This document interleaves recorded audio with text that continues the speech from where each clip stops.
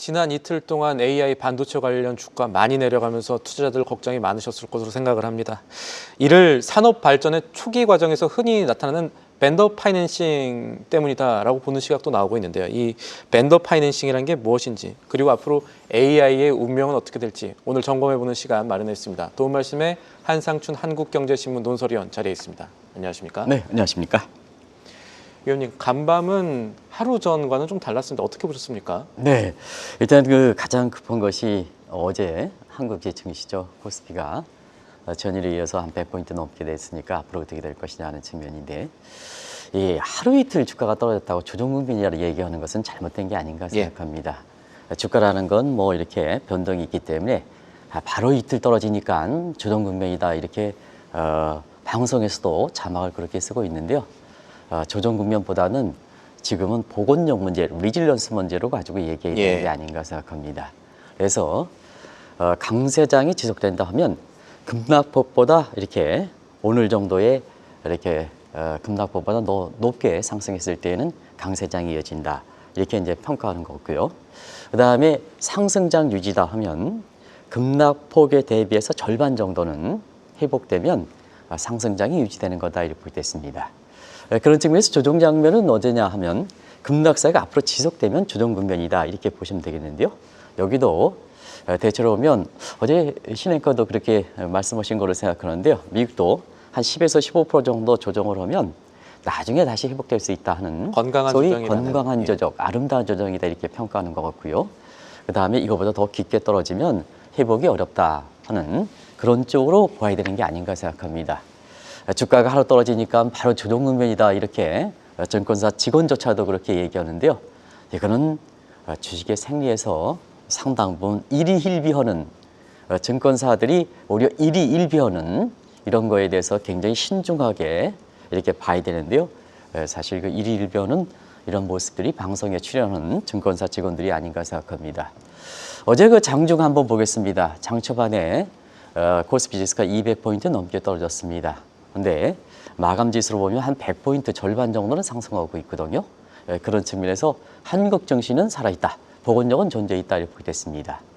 어제 아침에도 이런 문제가 됐기 때문에 지금 우리나라의 외국 자본의 현감이 굉장히 중요하지 않습니까? 이틀 연속 한국의 코스피를 이렇게 내렸던 이유는 외국 자본이 가장 주도됐거든요. 어제는 개인들이 받치고 있습니다. 개인들이 받쳐서 코스피가 4천선이 유지됐는데요. 결국 원달러 환율의 상승이 문제다. 그래서 외국 자본 간의 이탈 간의 악순환 고리를 차단시키는 이런 쪽의 움직임만 되면 한국 증시의 복원력은 살아있다. 이렇게 평가를 내릴 수가 있다 하는 것을 말씀드리겠습니다. 그런 만큼 방금 전에 끝난 이 미국 증시의 움직임이 주목이 된 건데, 주가 회복 포인트가 강세장 지속을 기대하는 투자자분들한테는 만족스러울 만큼은 아닐 수 있겠습니다만, 어쨌든 세부적으로 봤을 때는 AI 반도체주는 꽤 올랐습니다. 네, 사실 그 만족스럽게 오르진 않았지만 낙폭이 있었기 때문에요. 근데 여러 가지 정치적 이슈로 볼 때는 상당히 저는 만족스럽다 이렇게 보시면 되겠습니다. 선방했다고 보시는군요. 그렇습니다. 왜냐하면 오늘 셧다운이 최장 기간이 됐습니다. 시청자 여러분 아시겠습니다. 아까 우리 이상원 앵커까지도 이상원 특파원께서 전해주셨습니다는. 그리고 트럼프 집권 정부 입장에서는 굉장히 안 좋은 소식들을 들었죠. 우리 예상대로 뉴욕 시장, 뉴저지, 버지니아 주지사 전부 참패를 했습니다. 공화당이. 그러니까 트럼프 참패가 되는 거죠. 그래서 지금 이렇게 정치적인 악재가 있었고, 그 다음에 IAPA에 근거한 이렇게 상호 관세, 이것도 오늘 시작됐습니다. 대체로 보면 대법원 판결에 9분 중에 6분이 보석형을 하지만 지금 분위기는 굉장히 안 좋습니다. 보석형이 보수 상대로 트럼프의 손을 들어줄 것이냐, 그렇지는 않습니다. 지금 이렇게 여러 가지 국민들을 조사해 보면 이번에 이번에 1, 2심과 마찬가지로 위법 판결을 해달라 하는 압력들이 많이 들어가고 있습니다. 그건 집권당이 공화당 내 일부 의원들도 그렇게 하고 있습니다. 결과적으로 보면 이런 정치적 이슈로 볼 때는 오늘 주가 상승폭이 이렇게 눈에 띄게 이렇게 되지 않는다 하더라도 이런 정치적 이슈를 감안해 본다면 미 증시의 상승폭은 3대 상승폭은 그 이상의 의미가 있는 것이 아닌가 생각합니다. 그런 측면에서 시청자 여러분이 가장 관심 있는 삼성전자, SK 하이닉스와 관련해서 AI와 반도체 주가 오늘 반등했습니다. 가장 주목하는 삼성전자와 SK하이닉스와 관련해서 필라델피아 반도체 지수는 오늘 나스닥 지수보다 상승률이 더 좋습니다. 그래서 제가 볼 때까지는 3.9%까지 올랐습니다. 예. 그런데 마감 지수는 아마 우리 서호정 PD께서 아마 보여주시겠습니다. 필라델피아 반도체가 아마 4% 가깝게 올라서 국내 증시에서도 어제 이렇게 급락장에 따른 투자자의 불안감을 좀 희석시킬 수 있지 않냐 하는 생각입니다. 예, 지금 필라델피아 반도체 지수는 이제 티커 종목명 SOX 보시면 되는데 지금 약간 걱정이 되기도 했던 게 장 막판에 다 조금씩 내려갔습니다. 그래서 장 막판에는 이제 3.02% 상승으로 마감을 하긴 했습니다만 상당히 이제 3%가 나스닥보다는 나쁜 건 네, 아닙니다. 네. 나쁜 건 아니고요. 네. 그래서 지금 이 반도체주 장막판에도 움직인 만큼 소위 롤러코스터를 탔던 AI 반도체 주가 이 문제를 좀 살펴봤으면 좋겠는데요. AI 반도체 이렇게 두고 벌어진 상황 일부에서 뭐 다큰버블 뭐 얘기 많이 했습니다만 자세히 들여다보면 이거 다큰버블이랑은 조금 다른 문제가 될 수도 있다고요. 네, 닷컴 버블은 그때 당시 시스코 시스템스의 상징으로 하는 그런 PR 기준으로 고평가되는 문제였었죠. 예. 근데 지난 7월 말에 샘 울트만이 얘기했을 때 당시에도 그때도 비교해드렸습니다. 펄을 볼 때는 그때에 비해서 사실 절반 정도입니다. 그래서 닷컴 버블이 50배인데 지금은 버블이 그냥 7월 말 이후서부터 이렇게 보겠습니다. 7월 말 정도에는 20배 정도에서 그동안 주가가 좀 올랐죠. 그래서 30배 정도 밴드폭으로 오겠습니다. 왜냐? 변동성이 심했기 때문에 그렇습니다. 30배라 하더라도 그때에 비해서는 아직까지 고평가라 얘기할 수는 없습니다. 그래서 이번에 AI 주가가 급락하니까 닷컴 버블에 바로 비교하는 시각, 이런 시각이 있었는데요. 그런 측면이 아니다. 그런 측면이 아니다 하는 것을 말씀드리겠습니다. 그리고 미래 잠재성 지표를 계속해서 말씀드린 적이 있습니다. 그게 프라이스 세일즈 매출액 지수 지표, 프라이 페이턴트 지표, 프라이스 투 드림 데이터. 근데 이게 세일즈 성장성 지표는 세일즈 지표와 그 다음에 미래 잠재 가치의 잠재 기술 가치 페이턴트가 이 실체가 뭐냐는 얘기입니다. 예. 그러면 이 매출액과 자본을 이끌어가는 페이턴트가 정확하게 정직성하고 그다음에 투명성이 강조됩니다. 여기에 허수가 있을 때는 사실상 이 정직성에 문제가 생기면서 이렇게 AI 주가가 떨어질 수가 있습니다. 그런데 사실 이게 벤더 파이낸싱 문제, 나중에 설명드리겠습니다는 이 벤더 파이낸싱 문제에서 요 두 문제가 사실 아스파라같이 정직성과 그다음에 투명성 문제에서 의심을 받고 있다는 얘기입니다. 그러다 보니까 이틀 연속 AI 주가가 떨어지고 관련 반도체 주가가 떨어지니까 바로 제2의 닷컴 버블 사태로 비교하는 시각이 있는데요. PR 고평가 정도는 그때의 절반에 그친다. 그런데 그때 시스코 시스템스는 산업의 과정에서 이전에 말씀드렸다시피 성장기에 있다. 유아기, 성장기, 그 다음에 성숙기 이렇게 세택인데 성장기에서 성숙기로 넘어가는 과정이다. 근데 이번에는 AI는 산업 발전의 초기 단계입니다. 그래서 유아기에서 성장기로 막 넘어가는 단계입니다. 그러다 보니까 사실 그때 당시에 산업의 이렇게 위치상을 감안하지 않고 주가가 떨어지니까 바로 닷컴 버블이다 이런 시각은 이렇게 상당 부분 인식을 달려야 되는 것이 아닌가 생각합니다. 이번에는 AI의 고평가보다도 사실 지금의 얘기하는 벤더 파이낸싱이 문제다 하는 것을 말씀을 드리겠습니다. 그 말씀을 좀 더 자세히 살펴보려면 벤더 파이낸싱이라는 게 무엇인지 좀 더 짚어봐야 될 것 같은데요. 네, 벤더 파이낸싱 꺾이죠. 벤더 파이낸싱이죠. 그래서 인트라펌 그래서 관련된 기업끼리 자전거래하는 거다 이렇게 됐습니다. 산업의 발전과에서 흔하게 나타나는 겁니다. 예를 들어서 여러분은 블랙베리든가 이런 GPU 공급하는 엔비디아다 공급 업체인데 샘 울트먼이 사용한다 하면 거기에 자금을 준다는 얘기입니다. 그러면 이제 샘 울트먼의 오픈 AI는 그 자금 가지고 엔비디아의 제품을 사준다는 얘기입니다. 그러면 한번 이 문제를 한번 보겠어요. 그러면 회계는 독립의 원칙입니다. 그러다 보니까 공급 기업, 그 다음에 수요 기업에서는 자체적인 재무제표에는 이게 나타나지 않습니다. 인트라펌에 나타나지 않습니다. 그러다 보니까 최근에 보면 물고 물리는 게 AI와 반도체 기업 간의 투자죠. 서로가 앞다퉈서 관련된 기업이 물고 물리는 이런 투자가 유행하는 것은 아마 시청자분이 그 표를 보면 아주 이렇게 이 자료는 참고적으로 더 자세하게 방송 시간상 이렇게 제가 다 자세하게 말씀을 드렸습니다는 금융연구원 자료를 국제금융센터의 자료를 좀 자세히 보시기 바랍니다. 거기에 AI라든가 그다음에 반도체 기간에 서로 물고 물리는 이런 사례들이 굉장히 많이 나왔습니다. 자, 그러다 보니까 재무제표상으로 보면 서로 인터펌과 인트라펌에 나타나지 않다 보니까 결과적으로 보면 독립되면 매출액이 발생한 거로 나오거든요. 그다음에 기업들에 의해서 자기 자본을 많이 유치한 거로 이렇게 나오거든요. 그러다 보니까 치고받았던 매출과 자금은 PSR과 PPR을 올렸다는 얘기입니다. 그럼 주가는 올렸죠. 주가는 올렸죠. 그러다 보니까 이때 자전거래의 성격을 떴던 벤더 파이낸싱을 어떻게 볼 것이냐 이 논쟁이 있는 거죠. 이게 자 AI의 호황을 가정한 금융 연극이냐 연극이냐. 만약에 금융 연극이라면 그때 젠스랑과 울트만은 사기꾼이 되는 거죠. 그런데 산업 발전의 초기 과정에서 나타나서 나중에 AI 발전을 시켜서 성공했다 하면 그때는 황가 울트만이 혁신과 창조와 동물적 감각에서 미래 가보지 않는 길의 선두격이니까 그때는 천재가 되는 거죠. 그게 논쟁이 지금 되고 있는 것이 벤더 파이낸스 문제다 하는 것을 시청자한테 말씀드리겠습니다.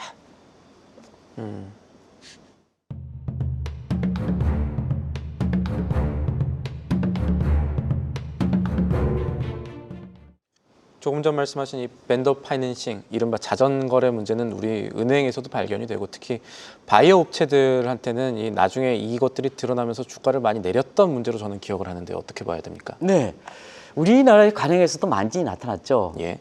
고도성장 과정에서 우리가 은행이 기업의 자금 조달할 때는 그때 꺾기라는 관행이 있습니다. 지금 꺾기라는 관행은 제가 이 방송을 통해서 가장 많이 거론하는 3대 은행의 하나인 그 하나은행의 이호성 행장님이 모든 기득권, 가난한 농부의 아들로 태어나서 모든 학력이라든가 관계없이 3대 은행의 은행장 되신 분, 오로지 자기 자신의 정직성과 이렇게 해서 은행장 되신 분을 사회 기감이 되기 때문에 자주 거론합니다. 제가 그 한국은행에 다닐 때는 꺾기라는 관행이 굉장히 유행했습니다. 근데 우스갯소리로 지금은 꺾기라는 관행이 있습니까? 할 때 꺾기라는 관행이 최대한 자제하고 있습니다. 이런 쪽에 얘기하는데요. 예. 사실은 고도성장기의 시중은행은 꺾기 관행이 유행했습니다. 자, 고도성장기의 만성적 자금 부족이죠. 그럼 뭐냐? 대출과 예금이 전부 고금리입니다. 은행 어떻게 장사합니까? 자금 부족한 경우, 자금에 목말라는 것을 대출을 준다. 대출은 준다. 근데 조건이 있습니다. 그 대출된 자금의 일부는 예금으로 하라. 이렇게 이게 시청자 여러분 아시기에는 꺾기 관행입니다. 그러면 시중은행은 동일한 자금으로 한편에선 대출해서 고금리 먹고 은행을 다시 유치해서 고금리 먹고 장사하기 좋죠. 이게 이제 해서 지금은 이 관행에서 오면 두 가지. 하나는 정부에서 사회적 기능에서 은행의 꺾기 관행을 좀 이렇게 근절시키고 다른 측면에서는 자본시장 발전에서 증시가 기업들의 자금 조달이 이렇게 되는 이런 국면에서 이 꺾기 관행이 사실 많이 줄어들고 있습니다. 저는 꺾기 관행이 많이 줄어들고 있다 이렇게 표현하겠습니다. 아직도 꺾기 관행이 있는 것 같습니다. 그리고 벤더 파이낸싱은 우리나라의 바이오 기업이죠. 우리나라 바이오 기업에서는 매출과 그 다음에 자금 유치 부풀리기 관행으로 선행했었죠. 자, 모기업. 제가 이게 우리나라의 굵직한 그 바이오 기업의 이름을 좀 얘기하고 싶은데요. 사실 그 시청자분이 많이 그 기업에 대해서 이제는 성공이기 때문에 제가 이 기업을 얘기하지 않겠습니다. 자, 모기업, 바이오 기업 있으면 맨 처음에 이렇게 신제품을 내놓는다 하더라도 일반 대중화에서 이게 인식이 적기 때문에 어떻게 했습니까? 결과적으로 팔리지 않습니다. 그러면 이 신기술에서 나온 것이 매출액이 시장에서 발전하지 않다고 해서 죽이게 되겠습니까? 그러다 보니까 자체 계열사를 만듭니다. 그러면 자, 모기업에서 이 매출을 계열사에서 잡아준다. 그러면 매출액이 되는 거죠. 그러다 보니까 뭐냐? 이 바이오업체에 새로운 자금을 유치할 수가 있는 거죠. 새로운 자금을 유치할 수 있는 거. 이거 어떻게 볼 것이냐 하는 측면에서는 산업의 초기 과정에서는 사실 제품이 팔 때에는 수요자들이 인식이 아직 떨어지는 거거든요. 예. 그 제품에서 유용성이 될 때까지는 성숙 기간이 필요하지 않습니까? 그 과정에서는 그렇습니다. 근데 그게 매출액이 발생하지 않는다고 해가지고 어떻게 하겠냐. 그 신기술을 오래 20년, 30년 동안 유지했던 그 기업이 죽어버릴 거냐. 그다음에 기업의 자금이 유치해서 이 기업이 죽어버릴 거냐. 그러면 우리나라의 산업발전이라든가 이런 게 안 좋은 거죠. 다만 그렇게 신앵커가 얘기했다시피 일부 안 좋은 기업들이 또 있습니다. 이걸 이용해가지고 사실 주가 조작이라든가 어떻게 보면 캐시 어스단으로 했던 이 부작용은 있습니다. 근데 성공한 기업들이 우리나라에 지금 바이오업체 양대업체가 지금 되고 있습니다. 양대업체가. 이걸 어떻게 볼 것이냐는 문제입니다. 그래서 벤더 파이낸싱의 문제는 산업발전 초기 단계 관련 기업끼리 매출액을 발생시키고 자금을 주는 이 문제이기 때문에 재무제표, 독립된 재무제표에서는 나타나지 않거든요. 그렇기 때문에 이게 숨겨진 바퀴벌레다 이렇게 보시면 되겠습니다. 최근에 많이 거론되죠. 숨겨진 바퀴벌레입니다. 그러면 숨겨진 바퀴벌레가 우리 외환시장 것처럼 톡톡 튀어나오면 문제가 되는데 예. AI 산업이 잘 발전돼서 벽이 두터워지면 숨겨진 바퀴벌레는 나타나지 나오는데. 않겠죠. 예. 나타나지 않겠죠. 이거 가지고 이렇게 보셔야 되는데 사실 일부 바이오업적의 부작용이 나타났고 해서 이걸 부정적으로 보면 안 된다 하는 것을 꼭 좀 말씀드리겠습니다. 네, 알겠습니다.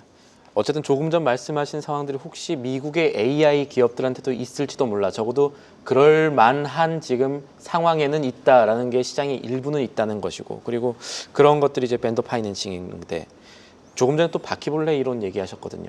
그러면은 바퀴벌레 이론이라는 건 결국 이제 한 분의 문제 하나 드러나면 실제 이 벽 속에 더 많이 드러나지 않은 문제가 있다는 건데, 지금 시장에 바퀴벌레 이론이 거론되고 있다는 게 결국 무슨 의미가 될까요? 이 바퀴벌레가 이렇게 중요한 전환점에 예. 항상 이렇게 얘기 나오죠. 금융위기 당시에도 그렇고, 그다음에 2년 전에 SB 사태, 실리콘밸리 사태에도 그렇고, 이번에 1개월 반 전에 맹커크 미국 지방은행 사태에서도 다이먼 회장이 얘기했습니다. 근데 바퀴벌레 이론에 대해서 부정적 시각인 건 사실입니다. 한 마리의 떼가 발견하면 잠재적 위험이 많다는 얘기입니다. 뭐 AI도 지금 산업발전 초기이기 때문에 잠재적 위험이 많죠. 그런데 이 잠재적 위험이 리스크가 반드시 나쁜 건 아닙니다. 리스크를 베팅해야 창조, 혁신, 동물적 감각의 산업이 발전되지 않습니까? 산업이 발전이니까. 그래서 요 바퀴벌레 이론이 튀어나오지 못하도록 하는 게 중요하다는 얘기거든요.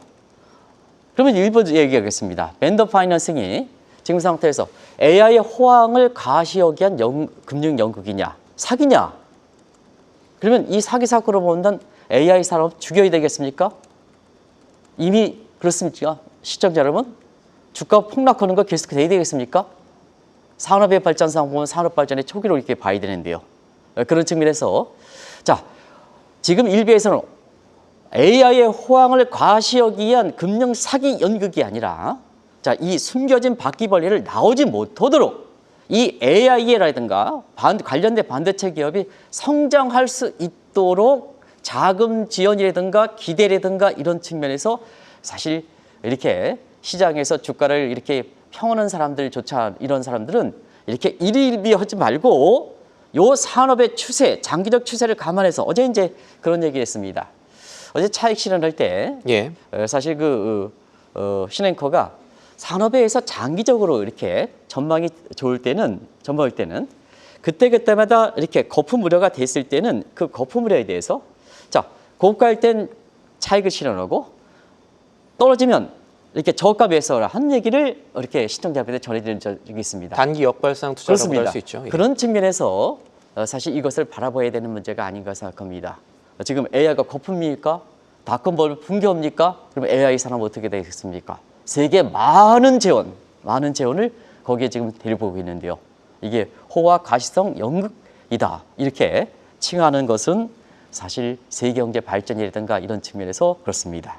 그래서 미국에서는 사실 이 문제이기 때문에 과거 미국 같은 경우에는 이런 사태가 돼서 결국 이것을 극복한 기업들이 세계 지금 주도하는 겁니다. 자, 한번 보겠습니다.